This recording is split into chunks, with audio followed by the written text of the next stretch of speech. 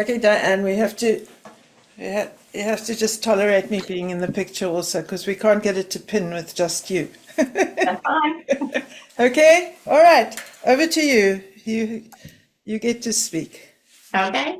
You, Well, I'm speaking today on the aura and the energy field, and this is for beginners, people who have not been able to see the colors in the energy field around you, or people who are having difficulty seeing the colors. I'll start with asking you if you've ever felt uneasy in the back of your neck and you turn around and somebody's staring at you. Or you're at a party or a gathering and there's groups of people you not really know very well, but some of them you just immediately click with. You feel like you've known them forever, you have a lot in common. And then there's other people that maybe you don't feel so comfortable around them. And you don't have any reason why. You've never met them, you don't know them. And sometimes you'll be picking friends that, oh, I get so tired every time you're around them. They just like drain you, where other friends may just motivate you and get you excited and energize you. And this one, I think everybody has probably done, where you're getting ready to go out and you put on, let's say, a red dress. And you're just as you walk out the door, you see yourself in the mirror and you go, no, I'm going to change it. And you run and you change that to a different color. Those are all sensations and reactions to our own energy field and the energy field of others. And that's their aura. A lot of times on your own, you'll pick your clothing depending on what you need to support in the energy field or what you want to kind of take down because you've got too much of it. The aura is an energy field. You've probably seen pictures all over, but this is like one kind of tiny one. I don't see the colors like that, but I brought this to show you. If you can see up close, there's a tiny white line right around the body before the colors come out. I call that an energy bar. I don't know what other people call it, but that is what we're going to start with looking for. And then these colors, you can see on the internet pictures of people with the auric field around them, and they're all different. Some go follow the body, some go out this way. I think everybody might see that differently, but I don't know. I just know how I see them. Your energy can have, what you're going to look for in the energy field is how far out the colors go. That you can be contracted or expanded or somewhere in between. When you sense these things, you can walk in a room where someone has just said something that they shouldn't have said, and everybody's kind of like, whoa, their energy field is contracting, and it feels very awkward. The energy field and the colors will only go out about this far. It's very close into the body. And that can be for a number of reasons. It could be someone said something and kind of shocked you into silence. It could be that you're sick or you've had a really bad day.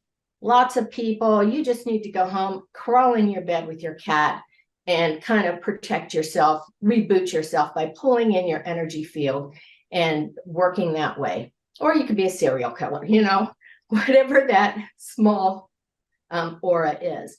On the other hand, you can have an expanded aura. It can be way out. It can be beautiful, translucent, lots of colors. And you can probably sense that about people. You probably know people that come in and kind of take command of the room and everyone likes them and they're friendly and helpful. And their energy field is usually way out. But that doesn't mean at some point they close in and try to reboot themselves if they're having a bad day. My story is back in my early 20s, my mother introduced me to a woman that was very psychic, and she did reading. She did all kinds of what was back then woo-woo stuff, voodoo stuff. And I was just fascinated, and I asked her to teach me some private lessons. And she did, and we started out with a pendulum. My first pendulum was a shank button on a string. I got to see some automatic writing, which is super cool. And that's one of those things you really have to see it to believe it, because it is just amazing. But I'm going to pass on what I've learned from her and what I've learned over the years reading auras and experiencing what I have had over time. It also makes you kind of wake up, because if all of a sudden you can see someone who you've seen your whole life, and all of a sudden you see them with colors glowing all over them, you're like, whoa, what else is out there that I haven't been able to see yet or experience yet? So it kind of sets you on a journey to learn more and to learn more. And that's how I ended up with Vivian. So I thank you for that. Practice is the big key. I teach classes of this, and I can get you to see it once in the classroom, and it may take you 20 minutes. But after you see it and you don't do it for a while, it's not like you can pick up where you left off. It's one of those use it or lose it kind of things. So you have to keep practicing, and then you'll be able to see it quicker and almost see it immediately. For me, you can't stare at people out in public because they don't like it. And you have to find people where you can have them hold really still. For me, I have to have a solid background similar to this, light colors. There is the occasional person that needs a dark background, but you need something that's not busy, not a flashy shower curtain or something like that, something solid. I need the person to hold really still and not be moving around and shifting back and forth, because every time I would look, I would lose it. I had to hold my head really still and try not to blink, because every time in the beginning when I blinked, I would lose it. So how do you get someone to hold still, have a clean background? And another thing is having the lights a little bit dim. Dimmer lights make a big difference. Well, I was lucky enough, I had kids. So I had my kids stand against the wall. And at first I made it a game, who can stand there the longest and with holding still, and then you get a prize. So I had them standing at the wall quite a bit of time. Then later on, when they didn't want to do that game anymore, I bribe them with half-hour TV, but you got to stand at the wall and watch the TV. So I got lots of practice in with that. Now it's good to practice on people you know, because when you see all these colors and try to interpret them all, it gets very confusing. But when my child would come home from school and say, she's mad, she's angry, she's upset because her best friend did something up against the wall, and I could see what those colors were, and I kept a notebook. So I could see when she was angry, what her colors were like. When she was relaxed, what her colors were like. So that helped me in developing a color system that I still use to this day. Let's see.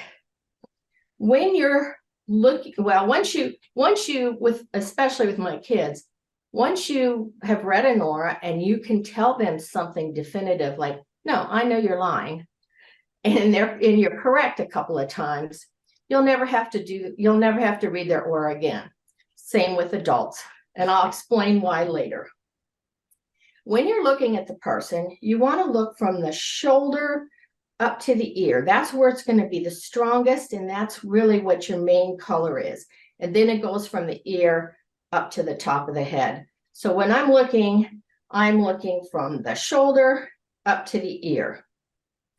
Now you can look anywhere on the body and get different colors. You can also use it for medical diagnosis to see if someone's arm is a different color than the rest of their body and what's going on. And you can also practice on your hands. Now, the colors around your head and shoulders, they're just kind of there. They're kind of floating in the air. They're very pretty. They're very quiet. But when you look at your hands, those things are busy. I don't know what the difference is, but with your hands, stuff is spinning around. Things are shooting out of the end of your fingers. It's really fascinating to watch. And if you're ever bored, you can sit there and look at your hands. But it's totally different than the true colors around your body. So when you're looking and practicing practice in group settings, sit in the back row, and then you can practice on different people, especially in situations where the lights are down a little bit, or you can see someone's shadow against a solid wall. That solid white line I talked about, I call it the energy bar. It's opaque. It's about an inch wide, and you can see it on anything that has energy. You can look at your wooden coffee table and practice on that and see the energy bar come up from that. It's getting the colors to come out, which is the tricky part.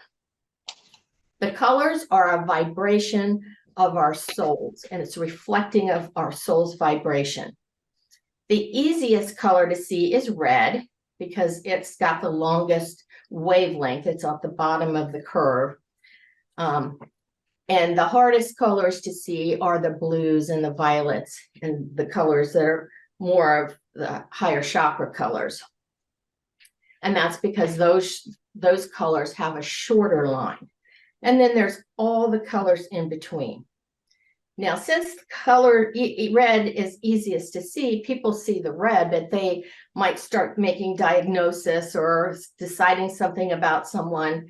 And I would hesitate to do that until you are sure you can see all the colors, all the purples, the dark blues, the violets, because they might be overshadowing the red. Your eyes just haven't seen them yet.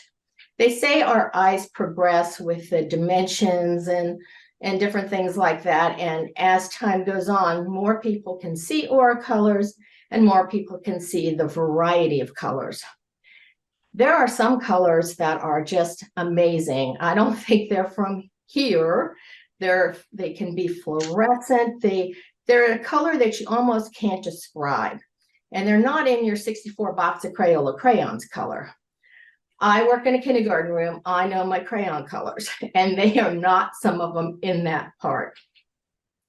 When people first start looking for the aura, they think, oh, I think I see something, but we always self-doubt. Oh, maybe it's because I saw blue because he's wearing a blue shirt, or maybe it's the reflection of the curtains on the light, making it look like that's around the body. But once you sit down and you look at somebody and you see fluorescent orange, and there's nothing fluorescent orange in that room, you kind of know you're on the right track. Now, how to actually see it. You are not seeing it in your mind's eye or your third eye or your mind screen. You are actually seeing it with your physical eyes. And as I said before, the best tips for me to start, which has worked for many of the people in the classes, is to have a clear, light-colored background. Like I said, if you're one of those people where it doesn't work for you, try a dark background. But most people do a light-colored, solid background. Dim the lights and have someone hold very still. Now, you can do it on yourself in a mirror as long as you have that clear background. But sometimes in the beginning, it takes a long time to click in. It's like this takes forever. Then when you do it, you go, I saw it all along. I just didn't know I was seeing it. Try not to blink. Blinking may work for you. Blinking does not work for me. So I try to not blink as long as I can. Because when I blink, I go back a little. Then I have to keep going. And I go up a little further. And I blink and I go back. So the longer you can hold without blinking is a trick you might try if you're almost there, but you're not quite there. You need to really unfocus your eyes and gaze. You're not really staring. You're kind of gazing. And you're relaxing your eyes. If you've ever been to the mall and seen one of those colorful pictures that doesn't look like anything, and you stand and you kind of look at it for a while, and all of a sudden a 3D picture pops out and you're like, whoa, your eyes were unfocused and gazing at that picture. And that's what we're trying to recreate. You want to unfocus and relax your eyes. Let's say you had a really late night. We won't say whether you were drinking or not, but you stayed out a little later than normal, and the alarm went off way earlier than you needed it to go off. So you wake up, you're tired, you're kind of squinting your eyes, You go out to the kitchen for coffee and someone flicks on the lights and you're like, oh, and you squint your eyes and your eyes are fuzzy and you're trying to make your coffee without really opening your eyes and looking at the coffee because you're so tired. That is the exact thing that you're trying to recreate. You want to kind of, I kind of squint my eyes and then I stare right here and look for the main color. You look for the energy bar first, and when you see it, just kind of hold that, and the colors will come out from that energy bar, and they'll get darker and larger the longer you hold that. Now, in the class, people say, well, I'm looking, I see the energy bar, which is pretty easy for most people, but then they see a flash of color and then they lose it. And here's what's happening, I think, when we've been able to fix that, is the way I do it is I look straight ahead and I find that energy bar. And people are like seeing the color and looking at the color, and they're either unfocusing or they're moving their head. Either one, I don't know which one it is, but it's one of those two things or both. So I look straight ahead, I see the energy bar, I look for the color out in the peripheral, not looking at it, just looking in my peripheral vision. And when I see it expand and get darker, then I can turn and look at the colors. And then you can unfocus your eyes and look around the body and see everything that's going on with unfocused eyes. Because I don't know what that means. It's like you're breaking through, you unfocus to break through some veil, and then you can see clearly just looking and blinking and seeing the colors that you want to see. And you can hold that for quite a while. Now, if you want to practice on your hand, which is a lot easier to do, take a clean piece of white paper, put your hand against it, dim the lights, and you're going to look, the strongest part on your hand is right through here, from the thumb to the index finger. And that's where you're going to want to stare till you see it. I think it's easier to see colors that way because the hands are so busy and things are shooting all over the place.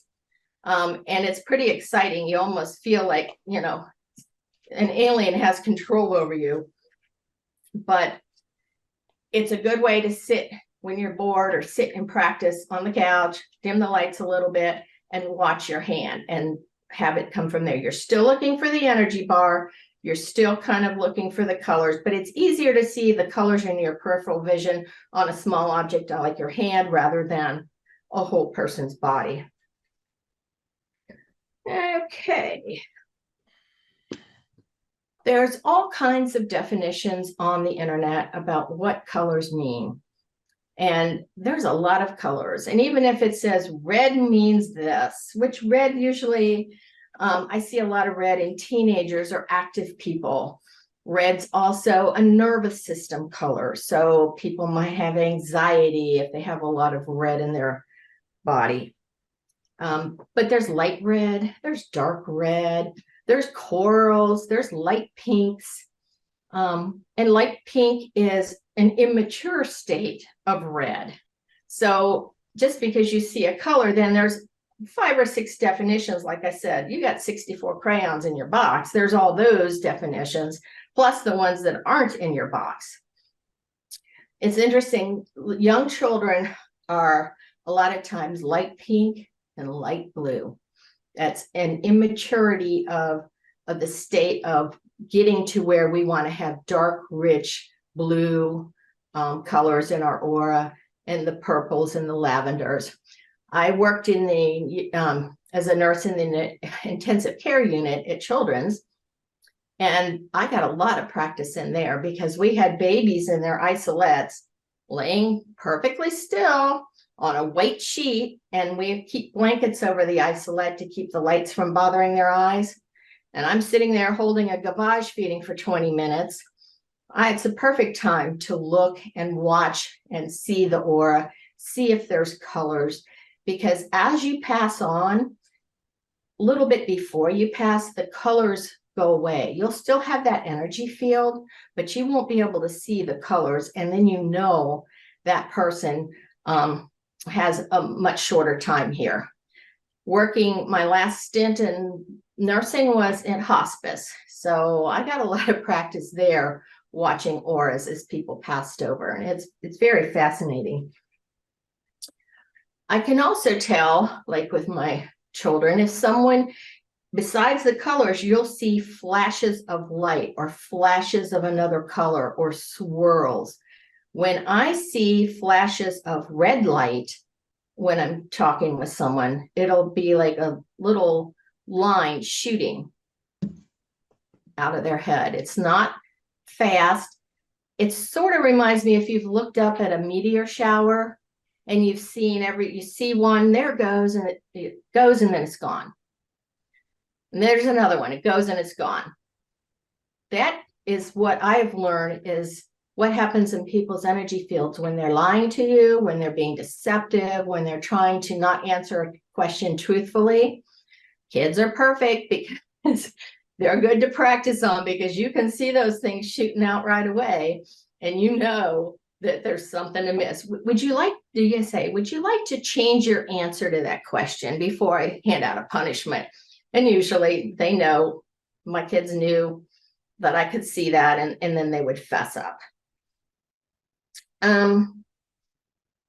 You're going to wait until you see all the colors to interpret. I don't know that in this time I have as much time to go over all the colors and all the meanings. I will say green has a lot of healing. And when you see green in someone's hand, a specific green that I see, it's sort of a combination of, I would say, a Kelly green, or an emerald green, and a fluorescent green with a streak of aqua in it. That's a healing color. I used to see that all the time in people's hands. And I've come to realize that is our healing hands. You see it in doctors, you see it in nurses, crystal healers, therapists. And it was interesting, one time I'd see it every once in a while in someone's hand, but only in one hand. And I never knew why they didn't have it in both hands.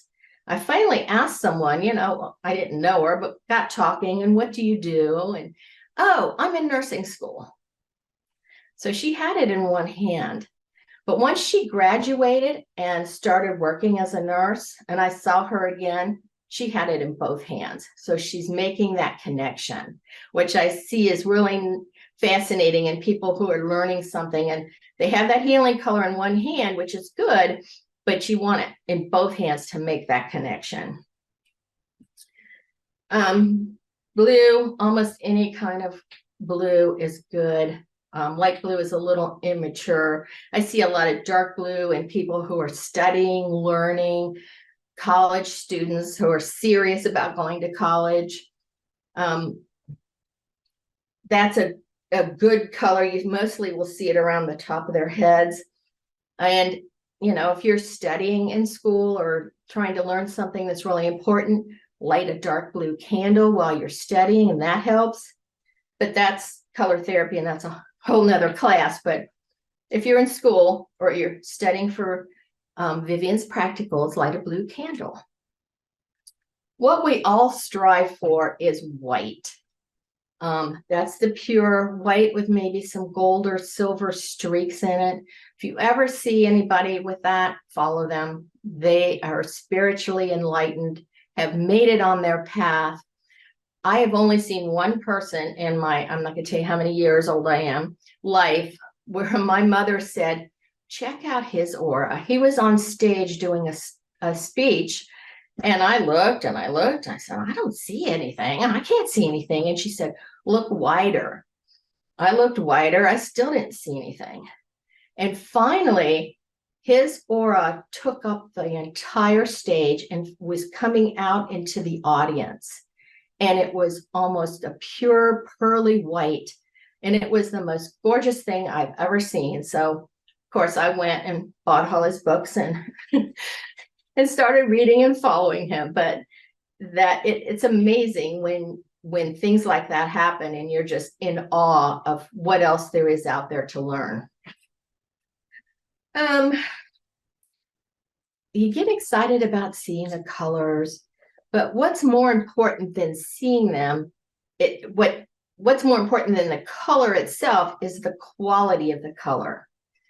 Is it translucent? Is it beautiful with bright and sparkling and looks like glows in the sunlight?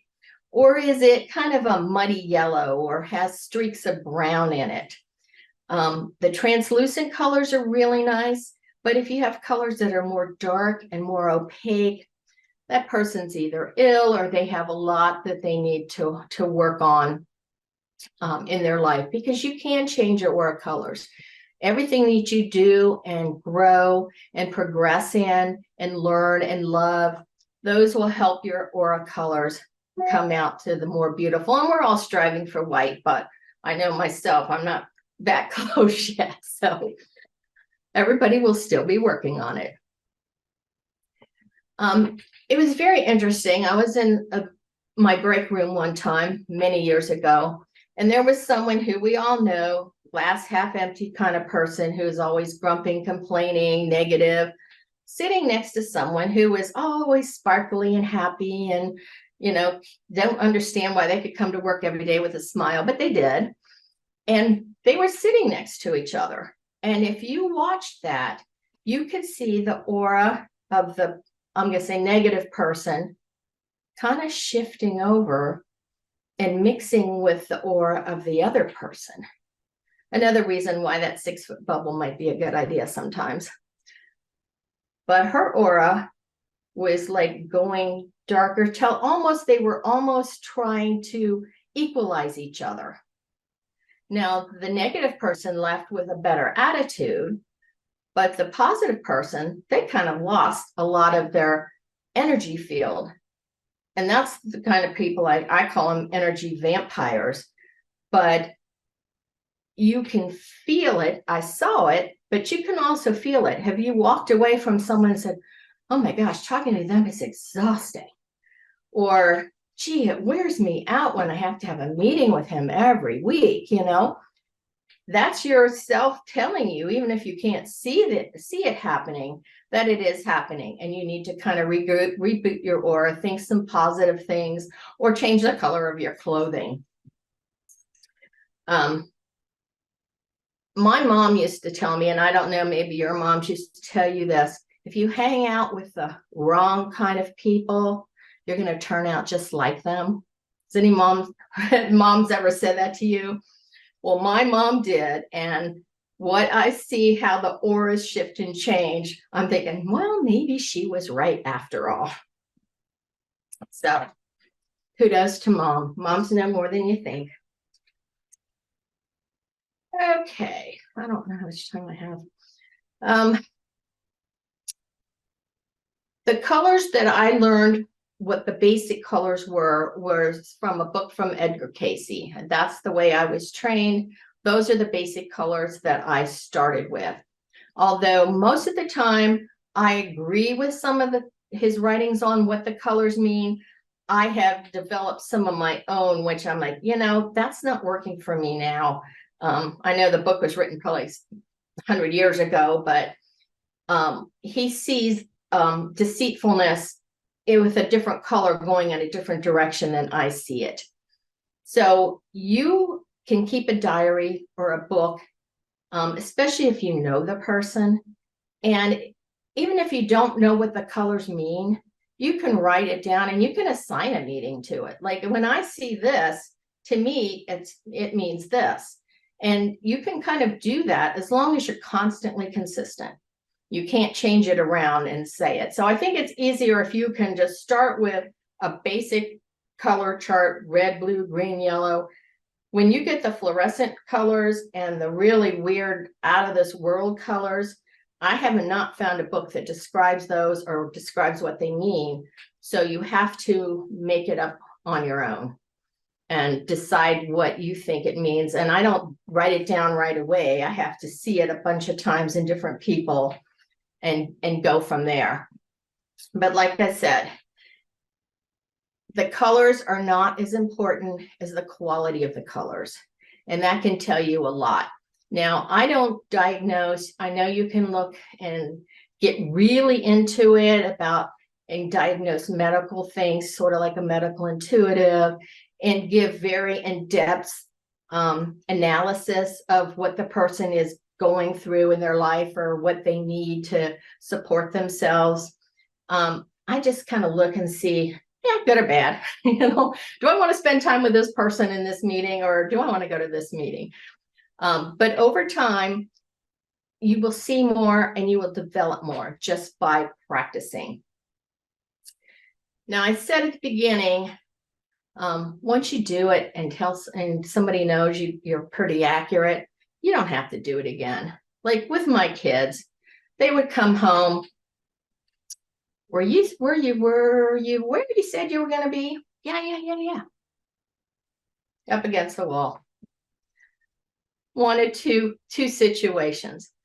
My daughter, she was usually pretty truthful, but she'd be like, the moan, you know, the teenage moan, flopped against the wall, deep sigh, rolled the eyes, stood there for 5 seconds and said, "Can I go now?"